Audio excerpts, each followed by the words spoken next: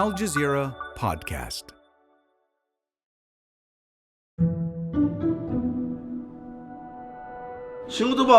We make a living off the sea.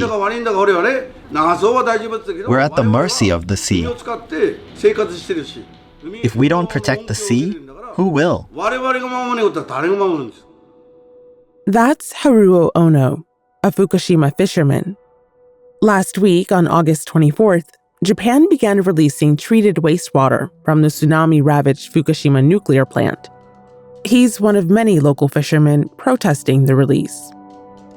Japan's prime minister is assuring the world releasing the water is safe, but many still fear the potential impact on marine life and their own livelihoods. Of course, the wastewater release is deemed safe by international scientists, but what's also true is that these fishermen, these locals, are very concerned about what's going to happen to them. I believe the Japanese government is trying to release poison into the ocean. I don't care if they say it's diluted. It's been 12 years since an earthquake triggered a devastating tsunami off the coast of northeastern Japan.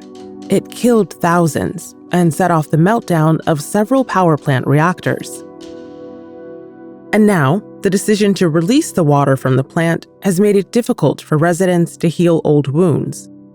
So how will this wastewater release impact locals and neighboring countries that rely on the Pacific? I'm Malika Bilal, and this is The Take.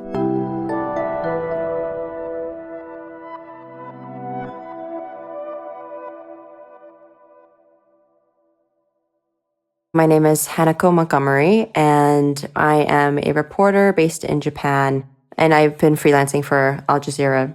And where am I catching you right now? I am back in Tokyo in Japan. So we were in Fukushima for around 2.5, 3 days, and we just got back this afternoon. What is that journey like?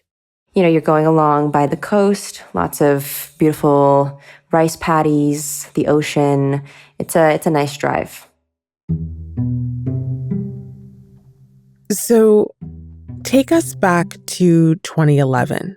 An earthquake led to a tsunami that devastated the Fukushima nuclear power plant, and that led to a meltdown of its nuclear reactor. Do you remember where you were that day?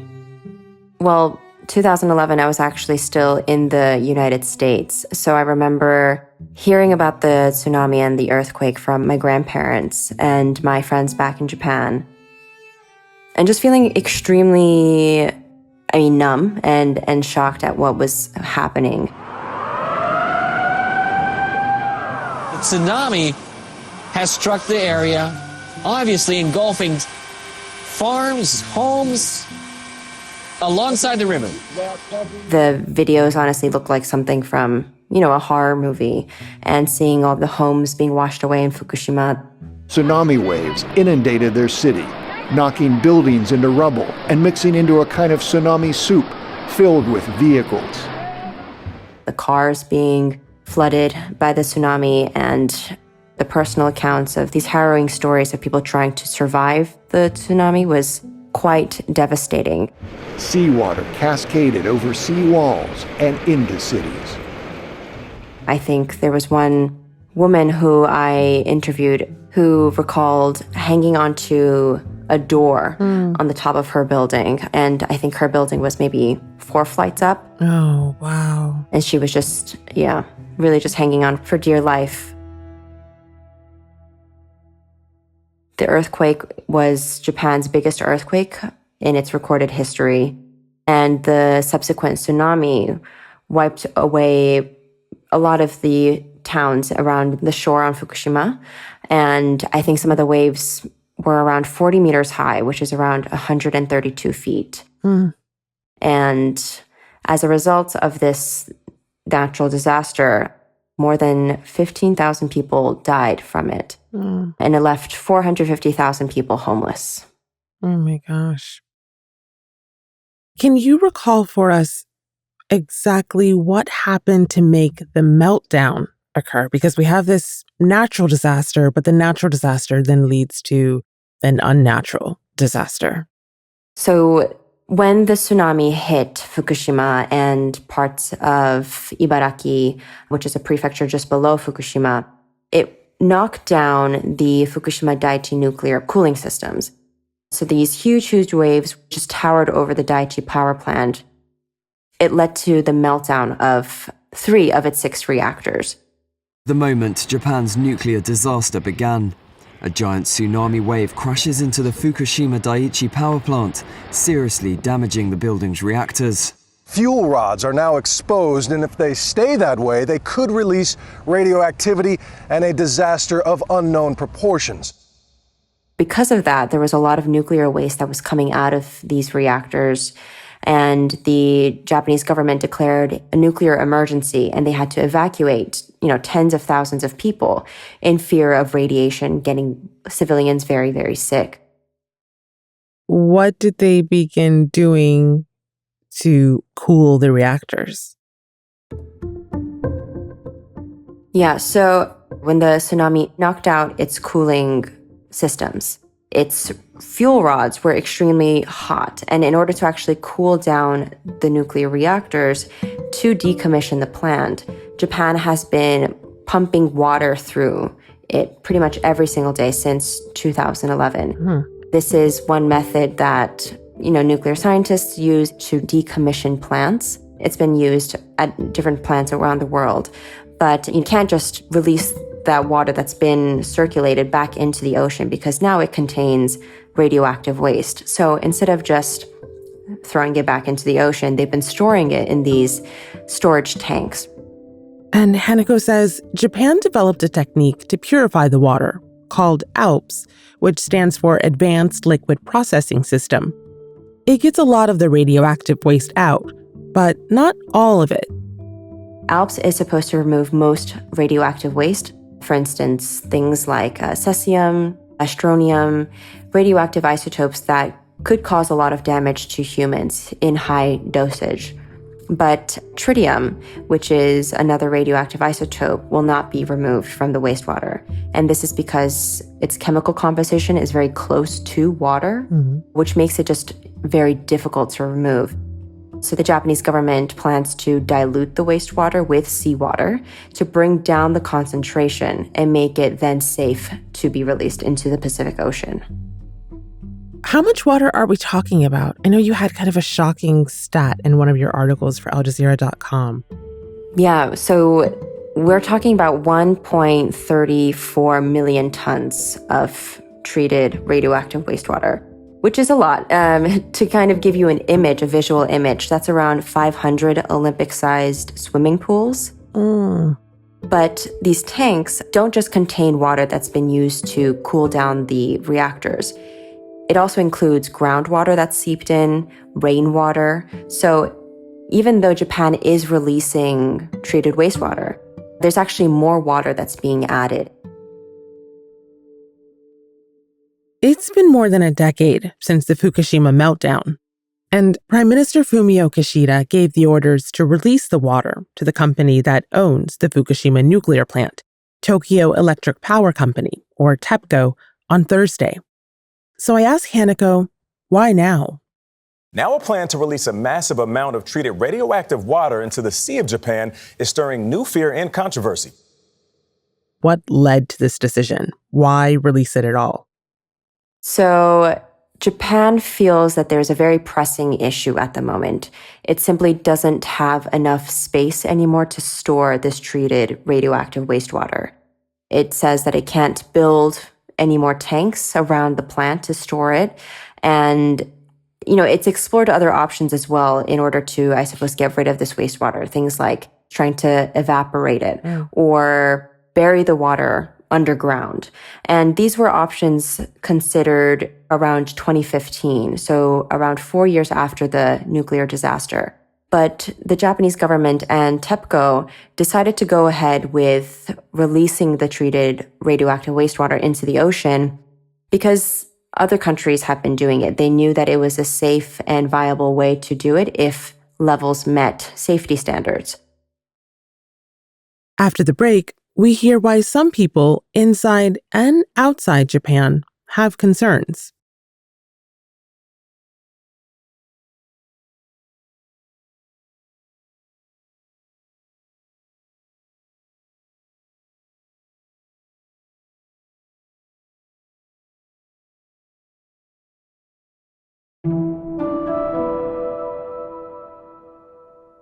I'm talking to journalist Hanako Montgomery, who's been covering the release of wastewater from the Fukushima nuclear plant in Japan 12 years after a tsunami washed over it.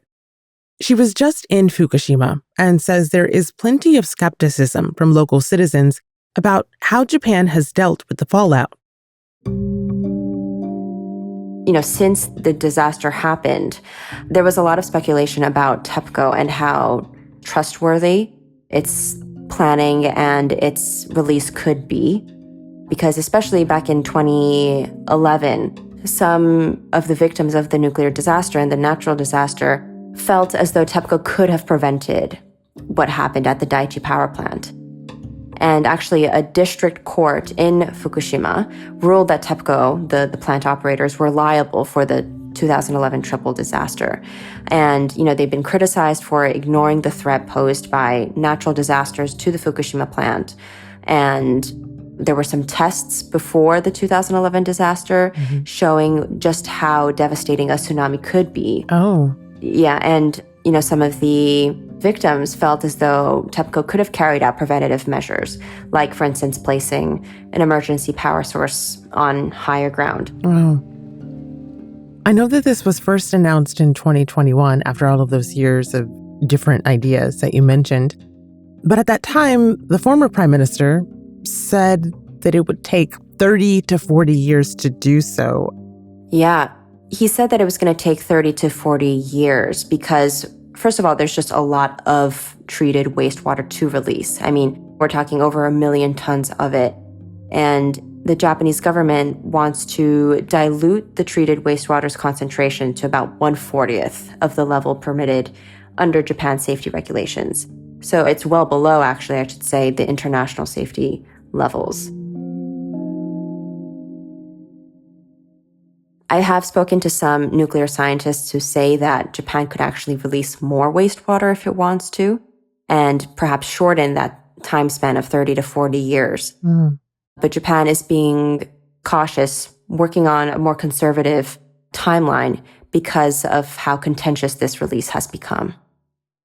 So you were actually in Fukushima for the beginning of the release, and you were covering the story for Al Jazeera. Can you describe the scene for me? What was it like? Yeah, so I think, in Fukushima, which is a very rural prefecture, it has lots of beautiful mountains and nature.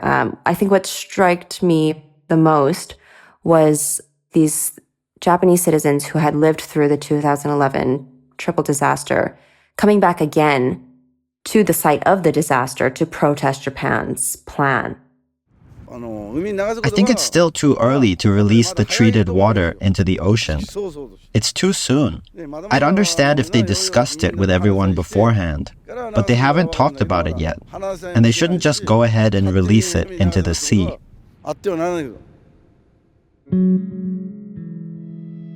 We heard from protesters who were gathered just outside the Daiichi nuclear power plant, just hours before Japan began releasing the wastewater. And they recalled how they had lost so much during the disaster. I can't recommend to my grandchildren to become fishermen. We don't know what's going to happen in the future. We don't know what's going to happen. And they were carrying banners that said, "Don't release this waste into our oceans. It's not safe. This isn't treated wastewater. This is poison in our oceans." And tensions were high. I mean, we spoke to protesters who were very emotional about this release, kind of on the brink of tears, to thinking just about what happened 12 years ago and then what's happening today. They felt extremely disappointed with the Japanese government's decision to go ahead with the release. And Fukushima fishermen, of course, they're also concerned about the potential reputational damage that they could face. The water could contaminate the ocean and fish, and even if it doesn't, people may avoid buying seafood from Fukushima because of the move. If the fishermen are robbed of the sea, then we'll lose work. That will be the end of it. And this is the latest struggle the fishermen have endured, Hanako says. Back in 2011, when Japan experienced the nuclear disaster, they had to stop fishing altogether. So instead of selling their fish at markets. They were instead sending them to labs to test for radioactivity. And we're seeing the fishing industry recover somewhat, but it's still not at levels that it was at before the triple disaster. In 2015, the Japanese government did sign an agreement stating that they wouldn't release the wastewater if it didn't first get the approval from locals. But clearly, because Japan has gone ahead with its plan, that agreement is not something that they're going off of anymore. It's not just the Japanese public that have condemned this decision to release the wastewater, though. The Pacific Islands Forum, which includes Australia and New Zealand, published an op-ed in January in which they voiced grave concerns. But I want to focus on two neighboring countries specifically. So China and South Korea, who have concerns when it comes to marine life and public safety. Where do they stand on this? South Korea was quite against the wastewater release, I would say, since the 2011 triple disaster. They introduced some bans on Japanese seafood. But the current president, Yoon Suk-yeol, said it meets scientific standard. He said that he does not endorse or support the discharge, but scientifically it checks out. And this is a position that's been heavily criticized by the opposition party in South Korea, as well as civil groups. I think we saw last week 16 protesters were arrested in Seoul for trying to break into the Japanese embassy. In the South Korean capital, police arrested student protesters stormed the Japanese embassy in Seoul. There has been a lot of condemnation from civil groups, from civilians who fear that releasing this treated wastewater could damage fish caught off the coast of South Korea, could negatively affect their livelihood.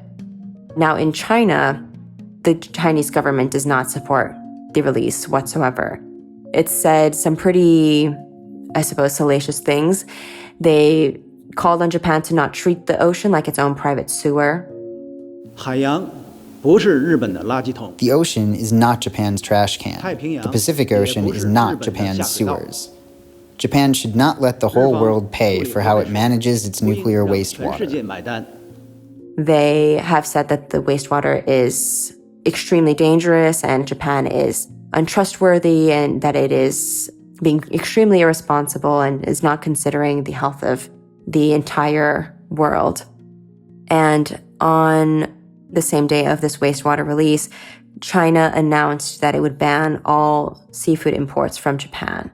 China has announced it will stop importing seafood from Japan as it begins releasing treated nuclear wastewater into the ocean from the Fukushima nuclear plant. And of course, this move has been heavily criticized by the Japanese government. And I believe the U.S. ambassador to Japan will be visiting Fukushima in the coming days in order to, again, meet with locals and to kind of show from a political perspective that the wastewater is safe. Japan has made the equivalent of $200 million worth of funds available for Fukushima's fishermen, with the idea of helping them stay in business. But Hanako says money's not always enough.